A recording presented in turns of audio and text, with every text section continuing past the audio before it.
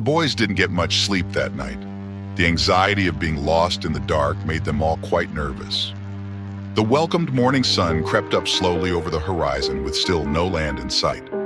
They took turns using the long spyglass to study the horizon for any signs of land. Cooper went below deck and found a loaf of bread and some very large, multicolored eggs. He fired up the oven and began cooking, scrambling the eggs and heating up more of the bras meat. Scrambled eggs were the one dish he felt confident making. His mom had shown him many times before how to properly crack the eggs and what heat to have his frying pan on. After everything was cooked, he cut the loaf of bread carefully and put the eggs and meat between the slices of bread, topping each with some sliced cheddar. Breakfast sandwiches should raise the spirits a bit, he thought as he placed each sandwich on a tray and brought them up on deck. As he was walking up the staircase, he heard everyone scrambling to one side of the deck. Beach Guy had the spyglass out and they were pointing at something. Cooper set the tray down and raced over to see what it was. What is it, guys? Cooper asked. An island, Wesley replied. Beach Guy handed Cooper the spyglass and pointed off into the distance. It was an island, all right, full of colorful trees and surrounded by a couple of small visible sandbars. The island was covered in a pitch-black sand. Why does the island look black? Cooper asked, handing the spyglass back to Beach Guy. Beach Guy took another look. You're right, it does. My dad mentioned something about an island with black sand before. They all looked at each other thinking the same thing and ran to the captain's quarters. Cooper grabbed the tray of breakfast sandwiches. If Captain Haas had visited the island before, it would be in his journal and on his map, they thought. And if that's the case, then they wouldn't be lost anymore. Beach Guy rolled out the map and Wesley grabbed the journal. Cooper set the sandwiches down and began navigating towards the island. Here it is! Beach Guy yelled out, pointing to a spot on the map. It's called Black Sand Island, He said. The boys and the balloon all peered over to the map. The watch portal had apparently sent them quite far south into the middle of Silver Sea. Wesley had found journal entries from Captain Haas and began to read them aloud. Our armies have advanced south into Silver Sea from Davin Island to retake South Mundra from enemy forces.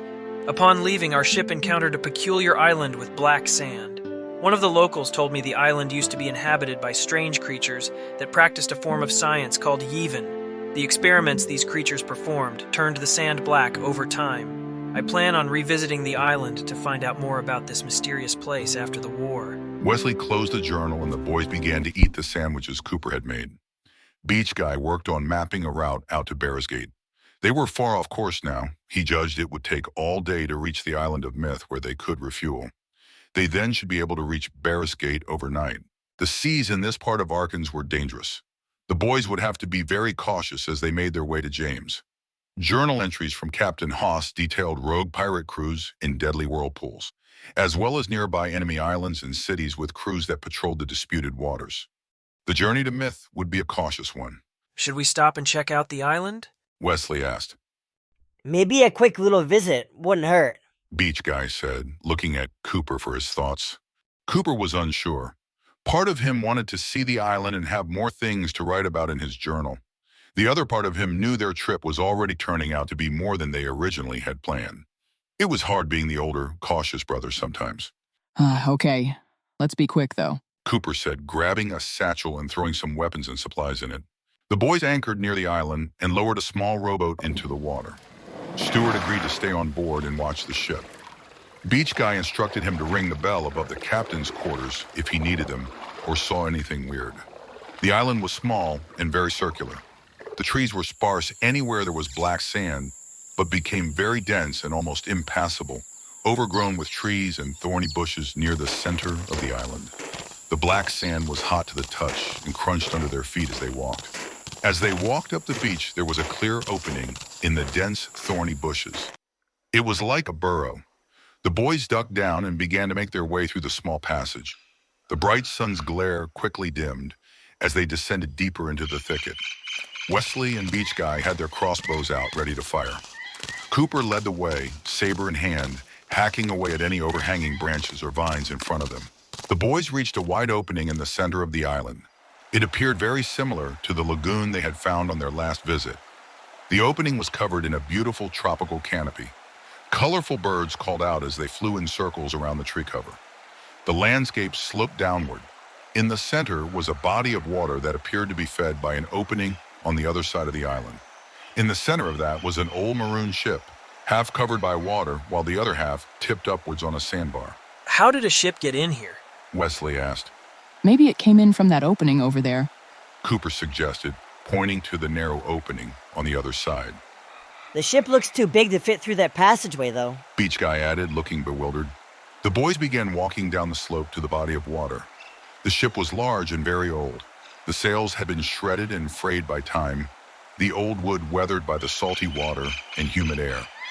They found an opening in the side of the ship near the bow and waded into the water to check it out. Beach Guy was the first to climb up into the opening. He pulled out his fire trinket and lit it up. Cooper and Wesley followed after him. They made their way through the dark rooms looking for any evidence of where the ship was from. The rooms appeared to have been undisturbed for a long time. Spider webs covered the openings. Strange bugs and insects were crawling on the walls and floors. Down a narrow hallway, the boys came to a large room. The door was open. Their small light illuminated the room, bringing strange carvings and drawings to life on a nearby wall. The drawings were quite intricate and covered the entire wall. On one side were depictions of pigmen marching with weapons, and on the other, a wolf army marching towards them with their weapons drawn. In the center of the battlefield stood two human kids, both with swords facing each other. One of the kids, standing on the side of the wolf army, had a red glow around him. The other kid, standing on the side of the pig army, had a white glow around him. It was an intense face-off. Under the picture were words in a language the boys had never seen. Cooper took his journal out and began jotting down the words as quickly as he could. They walked further down, following the wall and looking at the other images. They stared at a large city of pyramid-shaped buildings, appearing to be under siege and on fire. Just after that, another picture showed an image of a bridge hidden in the woods, where two kids stood arm in arm. Wrapping around the wall, an image of the Terex attacking what looked like the shop on the cliffs of Drendon. Then finally, an image of a young girl with a watch in her hand. It seemed to be a timeline of events. The images created a giant circle on the wall. In the center was a giant sea snake wrapped around a ship, then more strange words underneath. Beach Guy had gravitated to a small image on the wall near the bottom corner. A pirate man, imprisoned on a gray island, surrounded by skeletons. Guys, look at this. Beach Guy said, pointing to the imprisoned pirate in the picture. He wore the two-cross sword symbol of the Sword Alliance on his hat. You think this could be my dad? Beach Guy asked, his hope lingering in air. Maybe. Cooper said, writing down more of the strange words written underneath the drawing. This place is insane, said Wesley. What do you think this all means? Definitely a timeline of some sorts. Some of these images represent the March of Mundra, the final battle of the First Pirate War. Beach Guy said. Who are the kids on the bridge?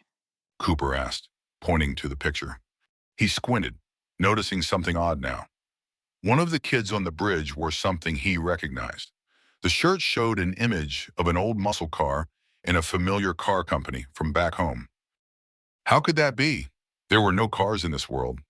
His thoughts were interrupted by a distant sound of a ringing bell. The boys all looked at each other. They all knew what that bell sound meant. Stuart! Wesley exclaimed. We need to go. Now. Beach Guy said.